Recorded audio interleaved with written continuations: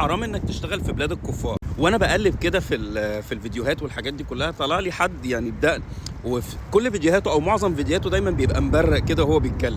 فاللي كان بيقولوا ايه بقى بالظبط، بيقول لك ان اي بلد كفار اوعوا تقعوا في الخطيئه دي، او اوعوا تقعوا في الواقعه دي، يعني ان حد يروح يشتغل في بلاد الكفار اللي هم يعني ايه الغير المسلمين. يعني انا ما اعرفش هو اعتمد على ايه او تفكيره جاب ايه بالظبط، يعني هو مش عارف ساب ايه مثلا لليهود. اليهود مثلا هم بيبقوا قوم مثلا قافل على نفسه وشايف ان هم القوم المختلف عن العالم كله والحاجات دي كلها، انما احنا مختلفين كمسلمين مثلا، مفترض ان احنا بننتشر وبنعمر في الارض. فحضرتك مثلا لما تروح تشتغل في جامعه في بلاد الكفار دي، يكون عندها الامكانيات القويه اللي تقدر ان انت تطلع بيها علم زي ما ربنا كده قال لنا ان احنا المفروض نعمر في الارض، والعلم ده ينفع البشريه كلها والعالم كله. ان ممكن بلاد المسلمين اللي احنا موجودين مثلا فيها ما يكونش عندهم امكانيات البلاد بتاعت الكفار. الفكره ان الناس دي بتبقى مرهقه جدا لينا، يعني لما بيجي حد يبعت لنا فيديو زي ده ويقول لك بص الدين بتاعكم متخلف ازاي او حاجه بالشكل ده، فتبدا ان انت توضح لهم وتقول لهم لا ما فيش كده وان مش عارف ايه والحاجات دي. يعني انا بحس ان الفتاوي او الحاجات دي كلها خطر على الدين اكتر من اي حاجه تانية.